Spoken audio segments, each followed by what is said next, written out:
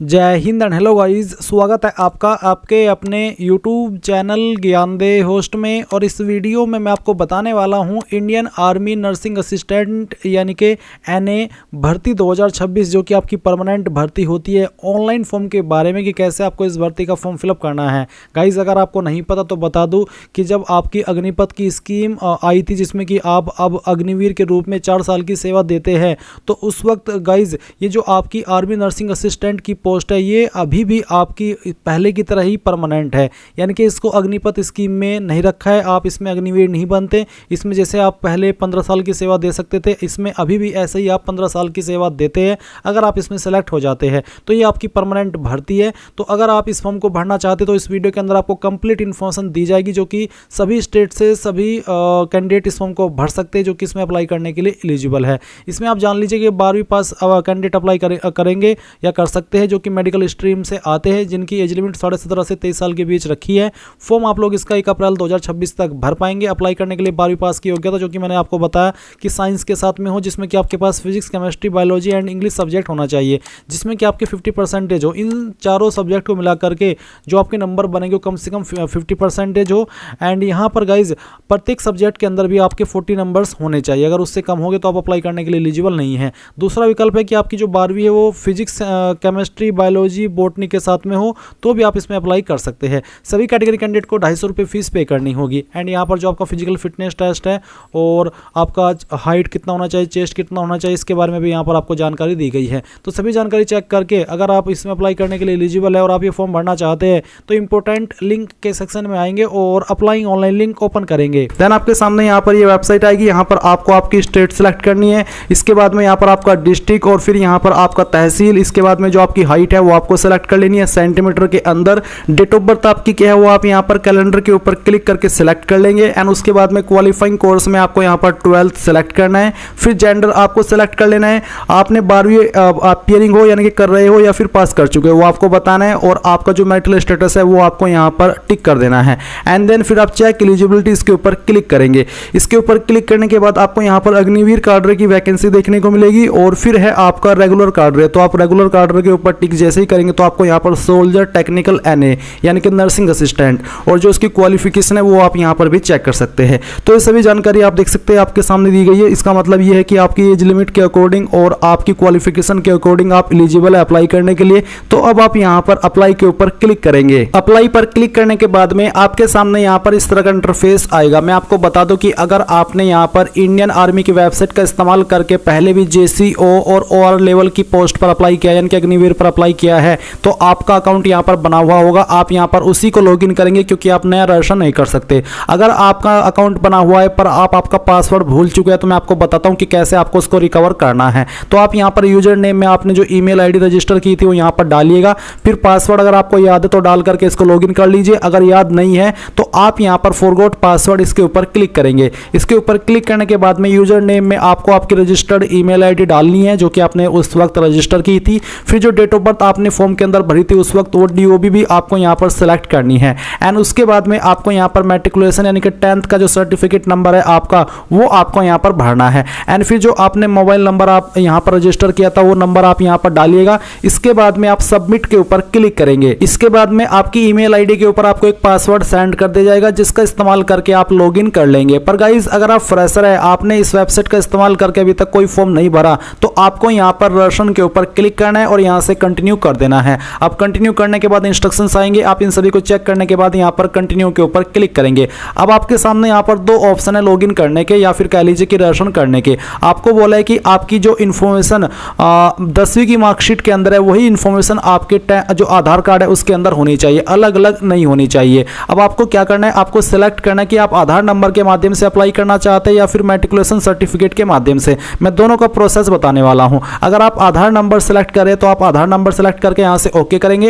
And उसके बाद में इस तरह से आपकी जानकारी आएगी। अब आपको confirm to fetch from DigiLocker इसके ऊपर क्लिक करना है। इसके ऊपर क्लिक करने के बाद यहां पर आप आपका आधार नंबर एंटर करेंगे, ये कैप्चा कोड डालेंगे और नेक्स्ट के ऊपर क्लिक करेंगे। अब आपके नंबर के ऊपर एक ओटीपी आया होगा उसी नंबर पर जो कि आपने आधार कार्ड के साथ में लिंक कराया है। तो वो ओटीपी आप यहां पर डालने के बाद कंटिन्यू करेंगे और कंटिन्यू करने के बाद में आपकी इंफॉर्मेशन जो डिजिलॉकर अकाउंट के ऊपर है यहां से फैच की जाएगी।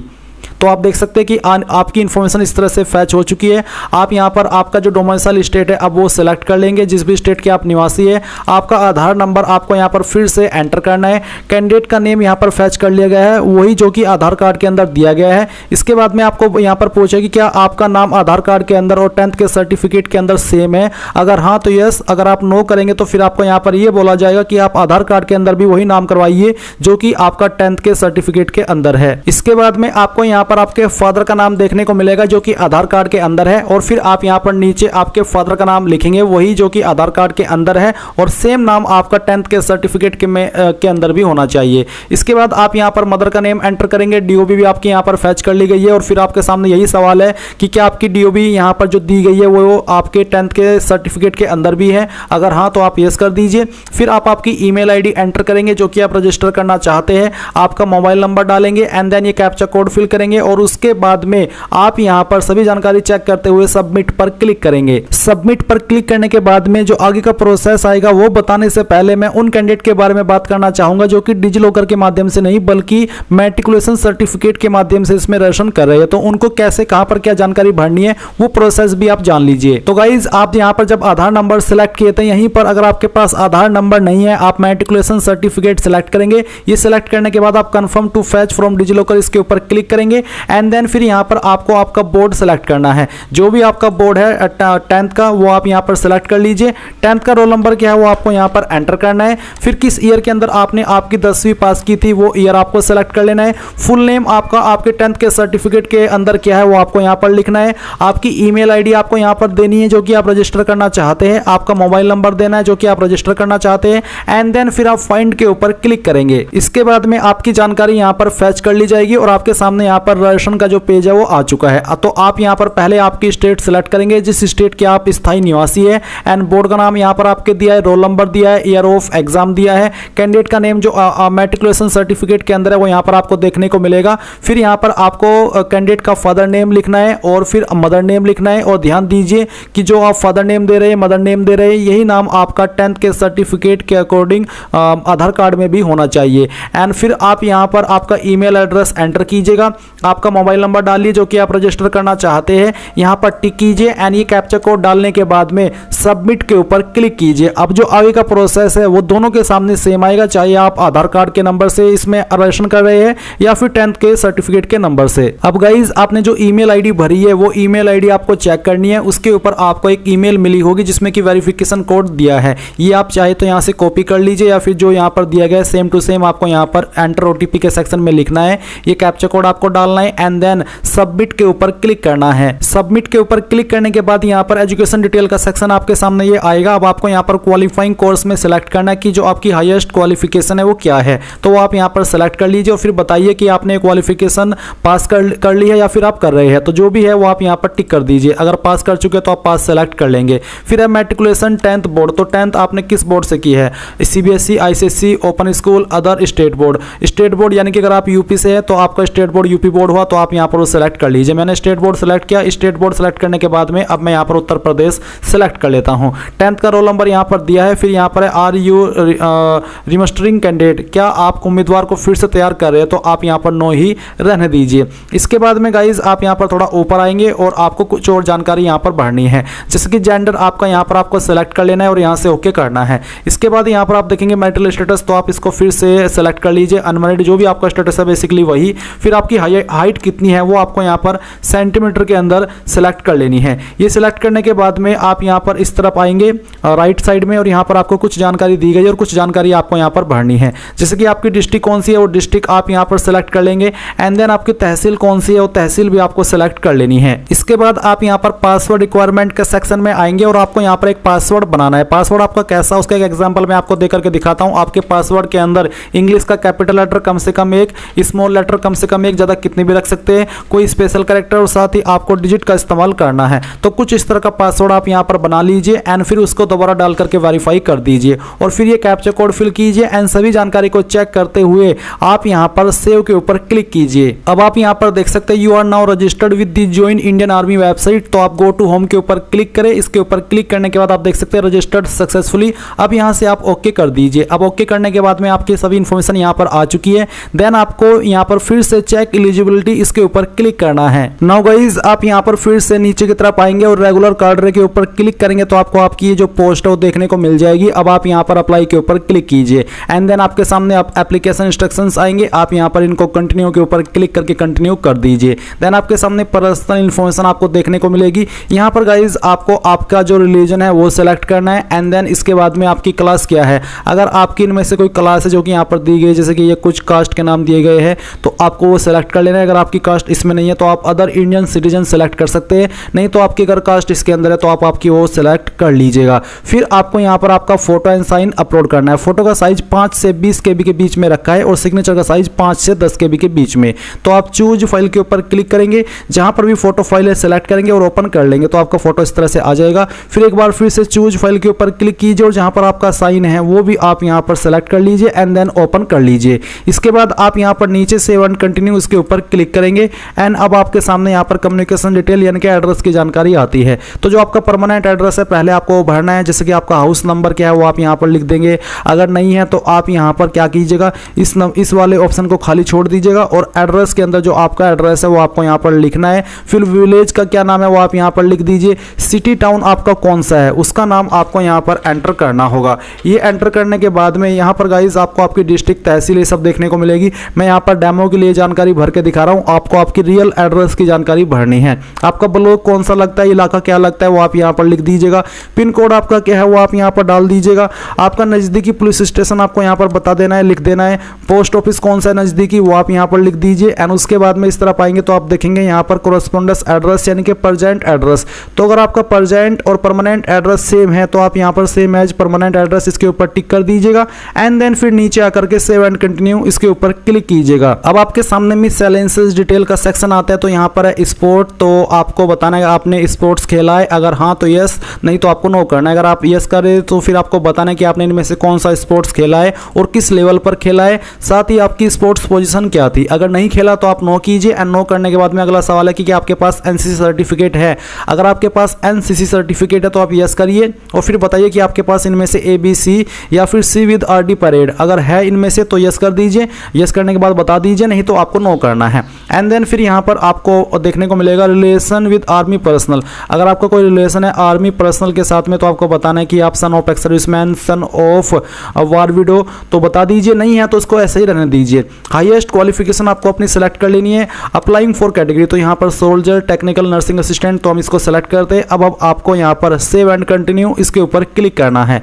इसके ऊपर क्लिक करने के बाद में यहाँ पर आती है एजुकेशन डिटेल। तो क्वालिफाइंग कोर्स, तो 12th साइंस हमने सेलेक्ट किया। इसके बाद में आपको आपका बोर्ड सेलेक्ट कर लेना है। अगर स्टेट, जैसे कि अगर आपका यूपी बोर्ड है तो आप यहाँ पर स्टेट बोर्ड सेलेक्ट कर सकते हैं, नहीं तो आप CBSE, ICSE जो भी है वो आप सेलेक्ट कर सकते हैं। अगर अदर्स है तो आप अदर्स भी सेलेक्ट कर सकते हैं। एंड इसके बाद में ईयर ऑफ पासिंग आपको बताना कि किस साल के अंदर आपने जो क्वालिफिकेशन है आपकी वो पास कर ली है। इसके बाद रोल नंबर क्या है वो आप यहाँ पर डालिएगा एंड उसके बाद में जो आपका प्रमाण पत्र संख्या यानी कि जो आपका 12th का सर्टिफिकेट नंबर है वो आप यहाँ पर एंटर करेंगे। एंड ये एंटर करने के बाद में आप यहाँ पर देखेंगे ऐड, तो आप ऐड के ऊपर क्लिक कीजिए और उसको ऐड कर दीजिए। एंड फिर आप नीचे आएंगे तो आपको यहाँ पर जानकारी देनी है आपके सब्जेक्ट की।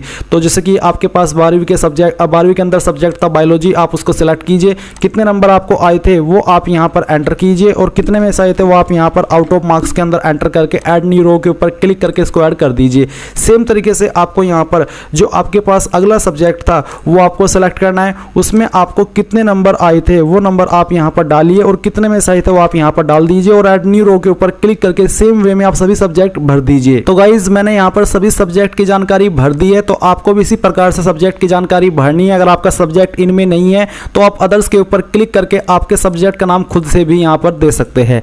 एंड इसके बाद में गाइज आप यहाँ पर देखेंगे सेव एंड कंटिन्यू। तो जैसे ही आपको लगे कि मैंने सभी सब्जेक्ट की जानकारी दे दी है तो आप सेव एंड कंटिन्यू कर दीजिए।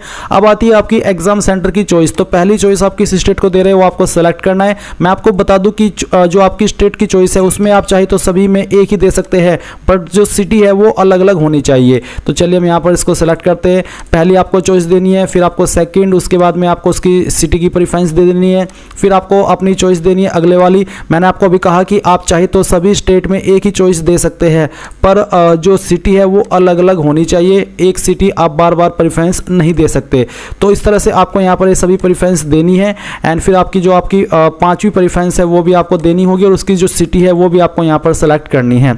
अब ये करने के बाद में यहाँ पर आपसे पूछेगी ये फॉर्म आपने खुद से भरा है, सेल्फ थ्रू साइबर कैफ़े से भरवाया है या फिर किसी अन्य एजेंसी से भरवाया है। तो अगर आप खुद भरे तो आप सेल्फ सेलेक्ट कर लेंगे, नहीं तो आपको साइबर कैफ़े या अदर एजेंसी जो भी आप बेसिकली माध्यम से भरे वो आपको ही पता है। एंड उसके बाद आप सेव एंड कंटिन्यू उसके ऊपर क्लिक करेंगे। नाउ आपके सामने आपके फॉर्म का प्रीव्यू आ चुका है। आपने जो भी जानकारी भरी उन सभी को चेक कर लीजिए एंड यहाँ पर अगर आपको लगता है कि कोई जानकारी गलत हो गई है तो एडिट के ऊपर क्लिक करके उसको एडिट कर ले, नहीं तो गाइज आपको यहाँ पर पे के ऊपर क्लिक करना है। और ये आपको बोला है कि जब आप एक बार अपनी एप्लीकेशन फीस जमा कर देंगे तो आप उसको रिफंड नहीं करा पाएंगे किसी भी स्थिति में। तो यहाँ पर ओके कीजिए। ओके करने के बाद में आपको पेमेंट के पेज पर ट्रांसफर कर दिया है। आप अपनी application fees debit card, credit card, internet banking, UPI यानी कि इनमें से किसी भी माध्यम का इस्तेमाल करके जमा कर सकते हैं। जैसे ही आप अपनी एप्लीकेशन फीस जमा कर देंगे तो आप हिस्ट्री ऑफ एप्लीकेशन में जाकर के अपने एप्लीकेशन फॉर्म का जो प्रिंट है वो ले पाएंगे। तो गाइज इस प्रकार से आप लोग Indian army nursing assistant permanent भर्ती 2026 ऑनलाइन फॉर्म को भर पाएंगे। आई होप ये प्रोसेस आपको पसंद आया होगा। अगर कहीं पर कोई भी आपको प्रॉब्लम हो, कोई भी आपका सवाल डाउट हो तो कमेंट के माध्यम से पूछ लेना। और अगर अभी तक भी आपने वीडियो को लाइक शेयर नहीं किया, ये इन्फॉर्मेशन जानने के बाद भी और इन्फॉर्मेशन अच्छी लगने के बाद भी, तो गाइज वीडियो को लाइक शेयर करके चैनल को सब्सक्राइब कर लेना और बेल आइकन ऑन कर लीजिए, क्योंकि जब तक आपका इस भर्ती का प्रोसेस कंप्लीट नहीं हो जाता तब तक आपको समय समय पर इसी प्रकार से वीडियो के माध्यम से अपडेट मिलते रहेंगे। तो थैंक्स फॉर वॉचिंग एंड मिलते हैं जल्दी अगले वीडियो में। जय हिंद।